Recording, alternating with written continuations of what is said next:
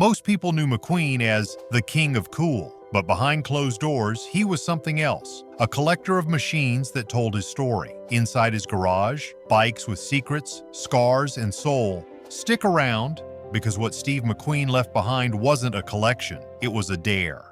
This wasn't a garage. It was a vault for ghosts. The world thought they knew everything about Steve McQueen. He was the King of Cool, the man who outran villains and explosions on two wheels with a cigarette hanging from his mouth. But they didn't know about the vault. Not even his family knew. Not completely. It wasn't listed in any will, mapped on any estate plan, or documented by any studio archivist. Tucked into the hills outside Santa Paula, California, down a dirt path overgrown with dry brush and lined with rusting fence wire, sat a low-slung building with no sign, no windows, and no welcome. It looked like a glorified storage shed, but inside, it was anything but. The first time the door opened, over 3 decades after McQueen's death, it took the air out of the room. Dust hung in beams of sunlight like smoke. Bikes sat under tarps, their outlines just visible, haunting. Tools lay scattered on the floor as if he'd just stepped out for lunch and never came back. A calendar on the wall still read, October of 1980. One of the fluorescent bulbs flickered weakly, casting a pale blue glow over a workbench cluttered with handwritten notes and cracked goggles. This wasn't a garage, it was a vault, not of wealth but of memory. A time capsule sealed shut by someone who knew exactly what he was leaving behind. Some bikes were museum-worthy. Others were rough, rusted, half-built monsters that looked more like sculptures than machines. All of them told a story, but the one thing they didn't tell was why. But behind one tarp, they didn't just find a bike, they found a challenge. This wasn't some viral rumor. We tracked down real documents, spoke to insiders, and followed a trail most people missed. If you're the kind of person who respects stories that don't come easy, like this video and leave a comment. Should this vault stay sealed forever or be shared with the world? He didn't collect, he rescued. McQueen's garage wasn't curated, it wasn't filled with polished showroom pieces or investment-grade rarities. This wasn't a rich man's indulgence, it was something closer to a rebellion. These bikes were survivors. Many of them had been raced, crashed, welded back together, and then ridden again. You could smell the oil in the air. Leather straps held down gas tanks. Tires still carried the dust of desert trails. One BSA had a cracked fender held together with baling wire and a soldered spoon. Another had tire treads carved by hand. These weren't props. They were scars. He hadn't collected them for status or resale. He had rescued them. Machines that others deemed too far gone or too outdated. One Triumph had parts from 3 different decades. A Husqvarna bore dents from what appeared to be a barbed wire fence. Even the most iconic pieces, the Matisse Desert Racer, the Indian Chief, were in working condition, but nowhere near pristine. McQueen didn't believe in pristine. He believed in real. The walls were plastered with sketches, not production designs, more like daydreams on paper, exhaust routes scribbled in pencil, gear ratios written in marker. One wall simply read, "Nothing stock." It was a mantra. He wasn't preserving motorcycles. He was modifying the past to fit his own rhythm, his own sense of movement. The bikes weren't trophies, they were testaments. And at the center of it all was one machine no one could explain. We handpicked gear that works. No hype, just performance. Hit the description below and get the stuff riders like us actually use. It had no name, just a message. It sat in the corner half in shadow, smaller than the others, stripped to the bones. Matte black tank, no make, no model, no VIN. The seat was just raw leather stapled to a rusted frame. The handlebars were custom welded, low and aggressive. The tires looked too wide for the frame, but somehow they fit. There was no logo, no badge, just a piece of masking tape on the side of the tank, and written on it in faint black ink were 7 words. This one's for who rides without asking. No one could place the build. It wasn't in any registry. No photos of McQueen riding it, no studio records, nothing. But under the tank, welded into the chassis, was a name: Chad. His son. It wasn't decorative. It wasn't public-facing. It was hidden, intentional, a message not meant to be found until long after McQueen was gone. The mechanics brought in to inspect the frame confirmed it was a Frankenstein built from at least 4 different motorcycles. It didn't look safe, but it looked fast. It looked like someone trying to leave the world behind, and the deeper they dug, the more they understood. This wasn't about inheritance. This was a challenge. A torch passed not in ceremony but in steel. But even that wasn't the most unsettling discovery they made. One bike stayed hidden for a reason. There was one bike that wasn't stored with the rest. It wasn't covered, it wasn't on display. It was bolted to the floor behind a steel cage in the back of the vault. The padlock had rusted shut. The only way in was with bolt cutters, and when they finally got the door open, the air inside was cold, like stepping into another season entirely. It was a Ducati, black, dented, and completely silent. The front forks were slightly bent, the side panels scraped. There was a smear of dried red paint on the exhaust. But what caught everyone's breath was what was sitting beside it: an old leather helmet. Inside the helmet, folded carefully, was a letter. Unsent. Addressed to no one. Just the words, "Forgive me, I should have been there." It didn't take long for the connection to surface. In the late 1970s, McQueen's stunt double, his closest friend, had died in a crash on a closed track. The reports had always been vague. Testing a modified bike, brake failure, no foul play. But whispers had followed McQueen for years, that he had designed the modifications, that the bike had never been tested properly, that the guilt changed him. He never spoke about it publicly, never confirmed or denied anything. But now, here it was, locked in a cage, left untouched for more than 40 years. A machine he couldn't bring himself to destroy or ride. A mechanical confession. And as the collection opened, so did the legal and emotional floodgates. 7 figures wasn't enough. It started quietly, a handwritten note delivered through a contact in the vintage racing world. Then came a call from an anonymous number offering more than $2 million for just 3 of the bikes. 2 Triumphs and 1 prototype BSA that had never been seen publicly. The offers kept growing. Collectors from Europe, Asia, and the Middle East reached out, some backed by private museums, others by old money chasing a new thrill.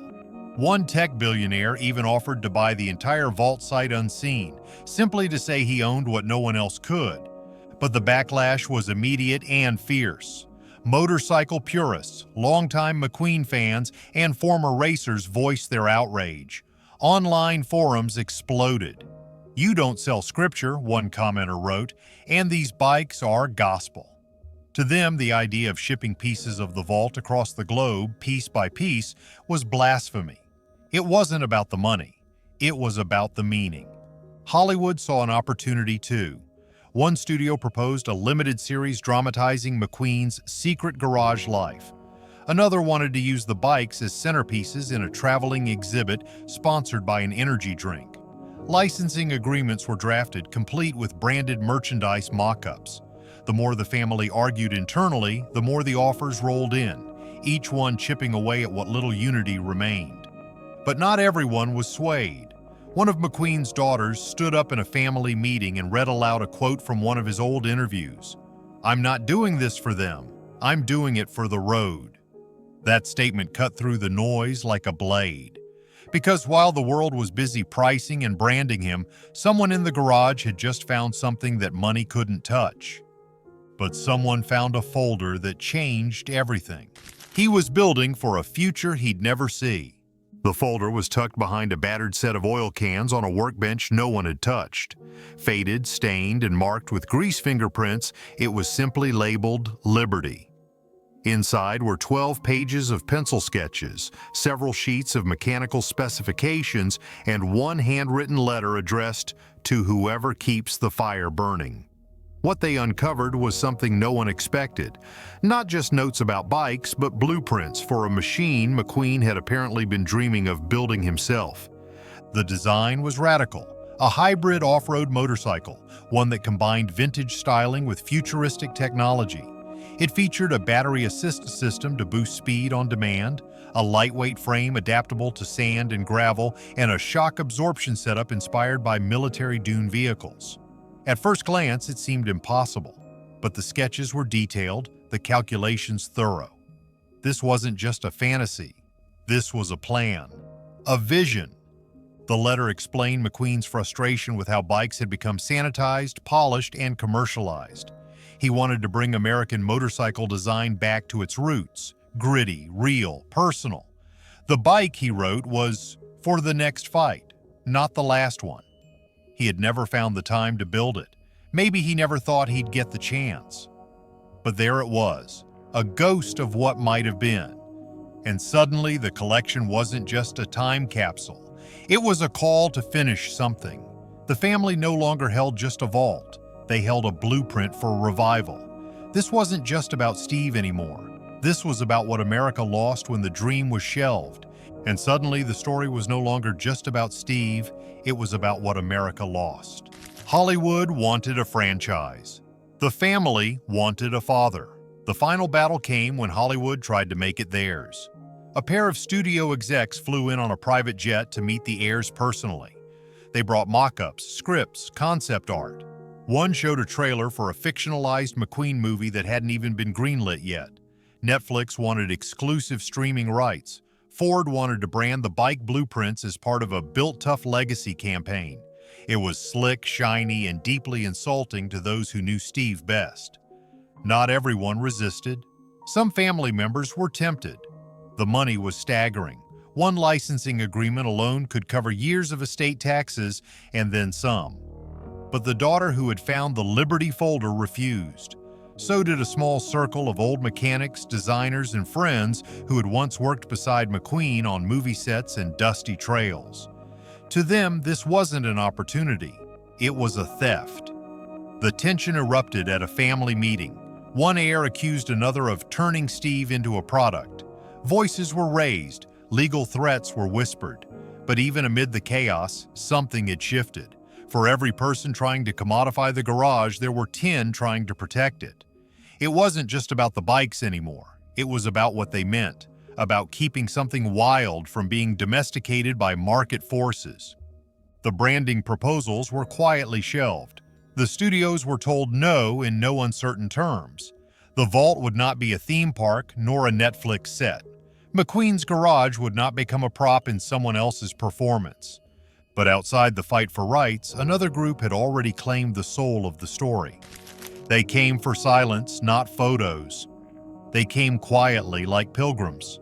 Not the influencers or the news crews, but the ones who remembered him best.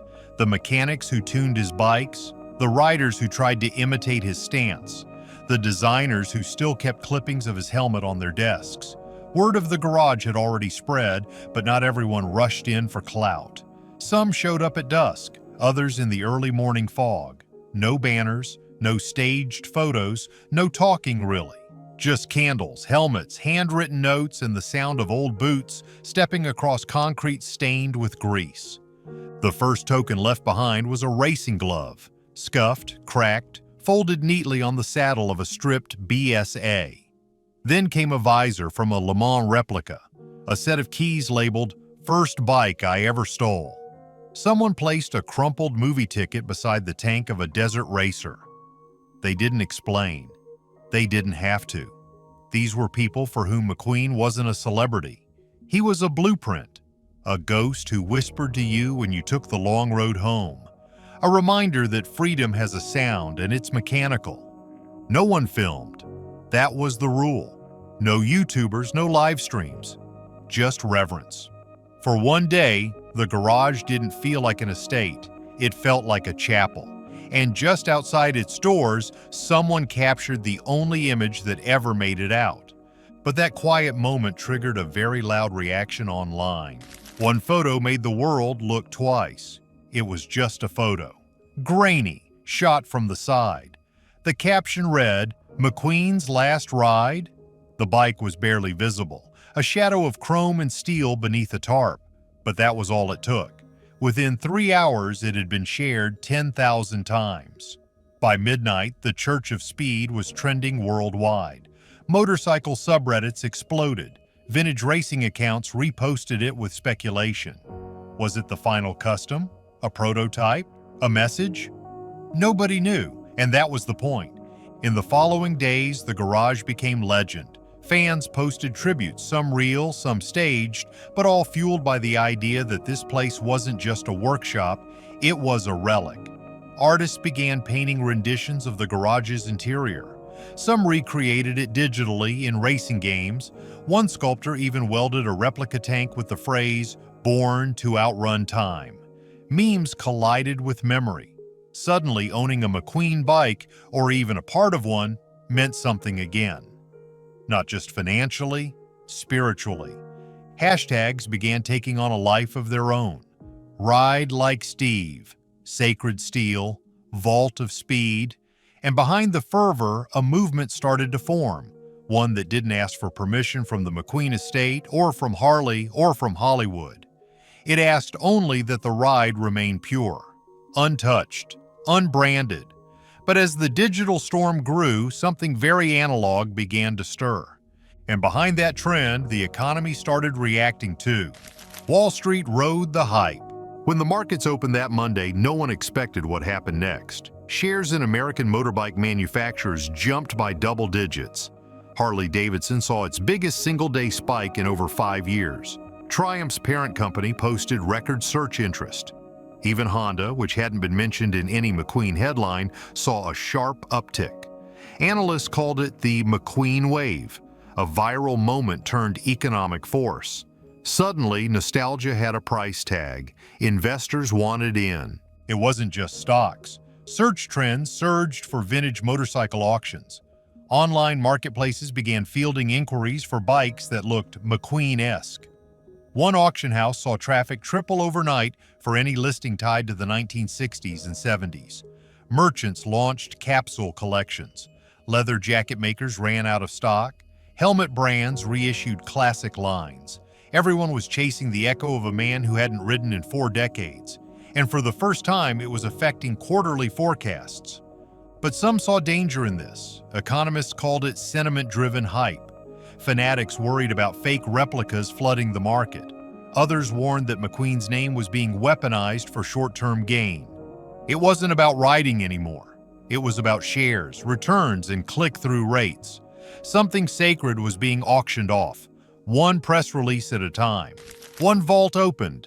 The world followed. The floodgates didn't just open, they blew off their hinges. After Steve McQueen's hidden vault stunned the world, people began to wonder, who else had left behind machines that no one was supposed to find? The whispers started in Italy, then in Brazil, then in Australia. Within weeks, online message boards, Facebook groups, and encrypted Discord channels were formed by collectors, racers, and ex-factory mechanics. They called themselves the Trackers. Their mission was obsessive and simple: find the lost bikes of legends. In Bologna, a retired engineer claimed to have once seen a one-off Ducati in the basement of a private collector's villa. In Sao Paulo, rumors resurfaced of a Formula One prototype motorcycle designed for Ayrton Senna before his death.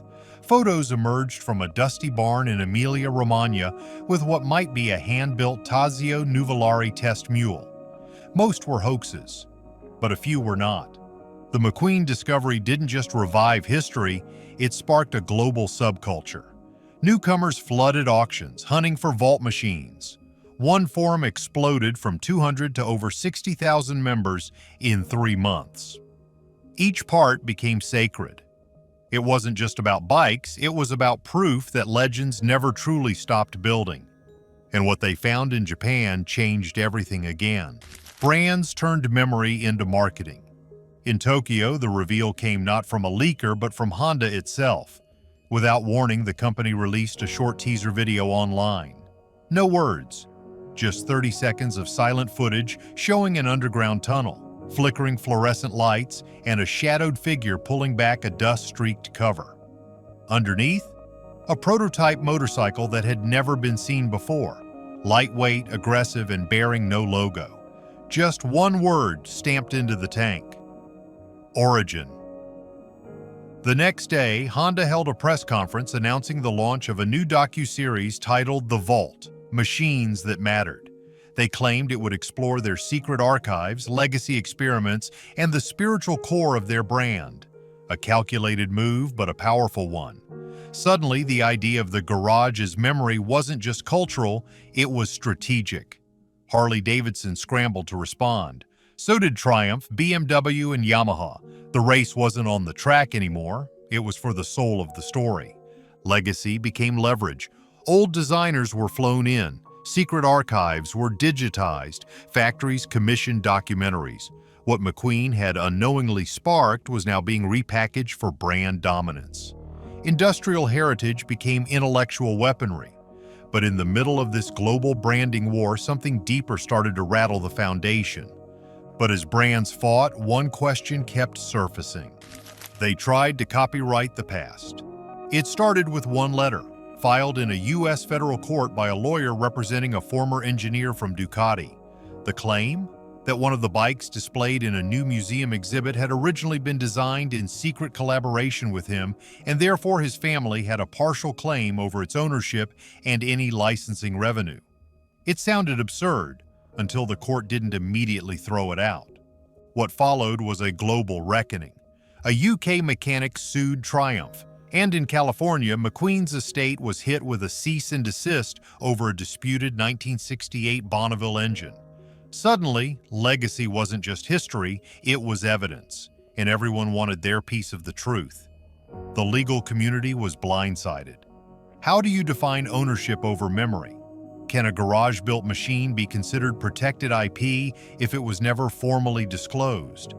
If someone leaves behind a drawing or a tank or a half-built concept, who holds the rights? The lawsuits weren't just about money, they were about philosophy, identity, and the boundaries of legacy. And in the middle of it all, the everyday riders made the final move. If this ride moved you, don't stop here. Hit subscribe to stay in the loop as the rest of this story unfolds. The final chapter's not the end, it's just the ignition. You'll want a front row seat for what comes next. The legacy isn't his, it's yours. While the brands argued and the courts filed motions, something quieter and more powerful happened out on the roads. Across the US, Europe, and South America, small groups of riders began building tribute bikes. Not replicas, not restorations, personal builds inspired by the philosophies uncovered in McQueen's garage. Lightweight frames, raw steel tanks, grease-stained seats. They weren't aiming for polish, they were aiming for truth. A father and daughter in Marseille spent 6 months building a single rider machine, painting "Ride It Your Way" on the side. They weren't just making bikes, they were answering McQueen's unspoken dare. Riding clubs emerged under names like The Forgotten Line, Vault Riders, and Built for Dust. Their creed was simple: ride what matters, build what you mean, don't wait for permission. Some wore old racing boots, others refused to name their bikes. It wasn't nostalgia, it was defiance, a way to reclaim the road from marketing teams and collector vaults. Steve McQueen didn't just ride, he rebelled, designed, and left a blueprint for freedom. If his story moved you, subscribe, share, and drop your own rider legacy in the comments. Because this isn't just nostalgia, it's ignition. The vault is open, the ride continues. Take the key, make it yours.